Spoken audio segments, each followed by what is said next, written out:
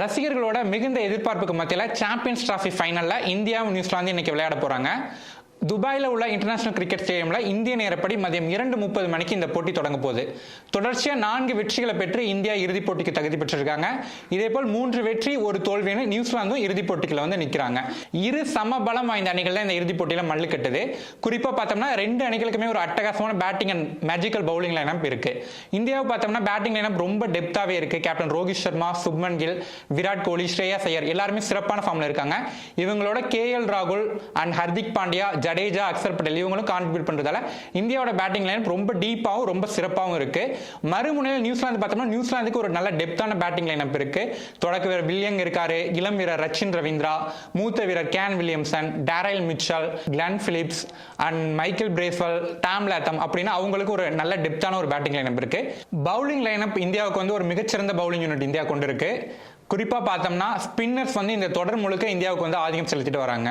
வருண் சக்கரவர்த்தி, அக்சர் பட்டேல், ஜடேஜா மற்றும் குல்தீப் யாதவ் இந்த 4 பேரை வச்சு தொடர் முழுக்க இந்திய அணி வந்து மிரட்டிட்டு வராங்கன்னே சொல்லலாம்.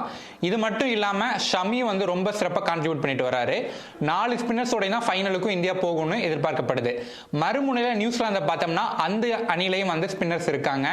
குறிப்பா மிச்சல் சாண்டனரோட லைன் அண்ட் லைன் இந்த சீரீஸ் முழுக்க சிறப்பா இருக்கு. அவருக்கு சப்போர்ட்டிவா மைக்கேல் பிரேஸ்வெல் இருக்காரு. அது மட்டும் இல்லாமல் பார்ட் டைம்ல ரச்சின் ரவீந்திரா மற்றும் கிளென் பிலிப்ஸும் அவங்களுக்கு வந்து கான்ட்ரிபியூட் பண்றாங்க.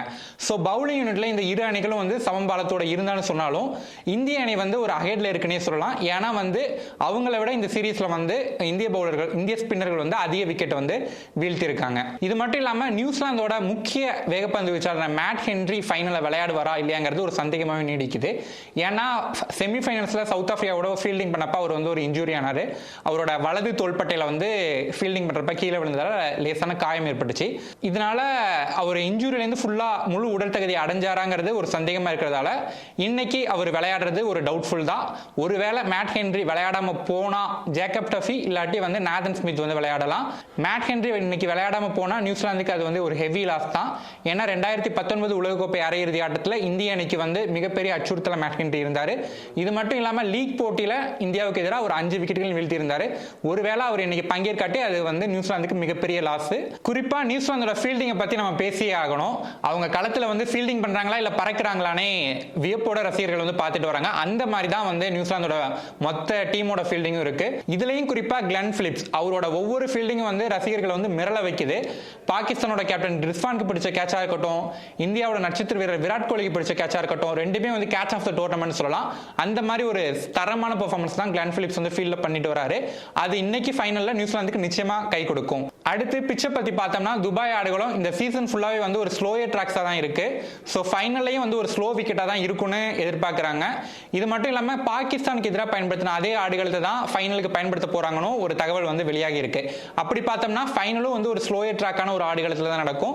அது மட்டும் இல்லாம டாஸ் வந்து ஒரு இம்பார்ட்டன்ட் ஃபேக்டரா இருக்கும். ஸ்லோயர் ட்ராக்ல தான் இறுதிப் போட்டியில இந்தியாவும் நியூசிலாந்து விளையாட போறாங்க.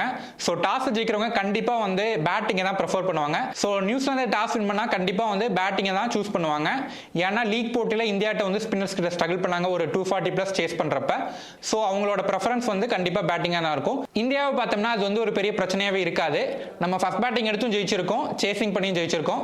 இது மட்டும் இல்லாம லீக் போட்டியிலையும் சரி செமிஃபைனலையும் சரி கேப்டன் ரோஹித் சர்மா வந்து டாஸ் வந்து தோத்தாரு. சோ அவர் ஃபைனல்ல டாஸ் தோத்தாலும் அது வந்து பெரிய ஆச்சரியத்துக்கு இல்ல. அது கேம்லயும் பெரிய அளவுக்கு இம்பாக்ட் கொடுக்கல.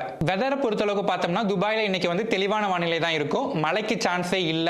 சோ ஃபைனல் வந்து மழையால பாதிக்கப்படுறதுக்கு வாய்ப்பே இல்லைன்னா அந்நாட்டு வானிலை தரவுகள் வந்து தெரிவிக்குது. அது மட்டும் இல்லாம இந்த போட்டியில வந்து டியூ இருக்கிறதுக்கு வாய்ப்பு இல்லை அப்படின்னு சொல்லியிருக்காங்க. இந்த சீசன் முழுக்க வந்து துபாயில வந்து பெரிய அளவுக்கு டியூ எதுவும் இல்லை. அதனால இறுதி போட்டிலையும் அந்த டியூ ஃபேக்டர் இருக்காது. 2000 நடந்த சாம்பியன்ஸ் டிராஃபி ஃபைனல்ல இந்தியா வந்து நியூசிலாந்து பீட் பண்ணி கப் அடிச்சாங்க. அதுக்கப்புறம் 2019 யாராலையும் மறக்க முடியாது. 2019 அரையிறுதியில இந்தியா வந்து நியூசிலாந்து கிட்ட தோத்தாங்க. டெஸ்ட் சாம்பியன்ஷிப் ஃபைனல்லையும் வந்து இந்தியா வந்து நியூசிலாந்து கிட்ட தோல்வி அடைஞ்சாங்க. 2023 உலகக்கோப்பை அரையிறுதியில மட்டும்தான் இந்தியா வந்து நியூசிலாந்து கிட்ட ஜெயிச்சிருக்காங்க. சோ புள்ளி விவரங்கள் படி பார்த்தோம்னா நியூசிலாந்து வந்து நாக் அவுட்ல வந்து 3 வாட்டி இந்தியா வீழ்த்திருக்காங்க. இந்தியா வந்து ஒரே ஒரு வாட்டி தான் வீழ்த்திருக்காங்க. போட்டி குறித்து இந்திய வீரர் சுப்மன் கில் என்ன சொல்லியிருக்காருன்னா, நாங்க 2023 உலகக்கோப்பையில தோல்வி அடைஞ்சோம். திரும்பி அது மாதிரி ஒரு சிச்சுவேஷனுக்கு வந்து நாங்க தயாரா இல்ல. அதனால நிச்சயமா வந்து இந்த போட்டியை நாங்க வெல்றதுக்கு தான் பார்ப்போம். அது மட்டும் இல்லாம ஒரு இறுதி போட்டிக்கான அழுத்தத்தை வந்து நாங்க இதுல வந்து பார்க்க மாட்டோம். ஆஸ்திரேலியா, வெஸ்ட் இண்டீஸ் போன்ற அணிகள்லாம் வந்து ஃபைனல் எப்படி ஒரு கேஷுவலான ஒரு கேமா எடுத்து விளையாண்டாங்களோ அது மாதிரியே நாங்க ஒரு கேஷுவலான கேமா எடுத்து தான் விளையாட போறோம். போறோம். நிச்சயமா இறுதிப் போட்டியில வெற்றி பெற்று கப்போடு திரும்புறதுக்கு தான் ஒட்டுமொத்த இந்திய அணியும் தயாராயிருக்குன்னு சுப்மன் கில் சொல்லியிருக்காரு. அதே சமயம் நியூசிலாந்து கேப்டன் சாண்டர் பார்த்தோம்னா எந்த அணி இறுதிப் போட்டியில சிறப்பாக விளையாடுமோ அந்த அணி கோப்பையை வெல்லணும்னு வழக்கமான ஒரு டைலாக் சொல்லியிருக்காரு. குறிப்பா இந்திய சுழற்பந்து வீச்சாளர் வருண் சக்கரவர்த்தியை டாக்கிள் பண்றதுக்கு நாங்க ப்ரிப்பேர் ஆயிருக்கோம். லீக் போட்டியில அவர்கிட்ட நாங்க 5 விக்கெட் இழந்தோம். அப்போ எங்களுக்கு அவரை பத்தி எதுவும் பெருசா தெரியல. அவரை டாக்கிள் பண்றதுக்கு நாங்க பெருசா முயற்சியா போய் எடுக்கல. ஆனா இப்ப வருண் சக்கரவர்த்தியை டாக்கிள் பண்றதுக்கு நாங்க தயாரா இருக்கோம்னு சாண்டர் சொல்லியிருக்காரு. அந்த ஃபைனல்ஸ்ல எந்த அணி பிரஷரை ஹேண்டில் பண்ணி சிறப்பாக விளையாடுதோ அந்த அணிக்கு தான் கப் கிடைக்கும். இந்தியாவும் இதுக்கு முன்னாடி ஃபைனல்ஸ்ல சோக் பண்ணியிருக்காங்க. நியூசிலாந்து ஃபைனல்ஸ் பல முறை சோக் பண்ணியிருக்காங்க. ஸோ இப்போ இந்த 2 டீமும் இறுதிப் போட்டியில் விளையாட போறாங்க.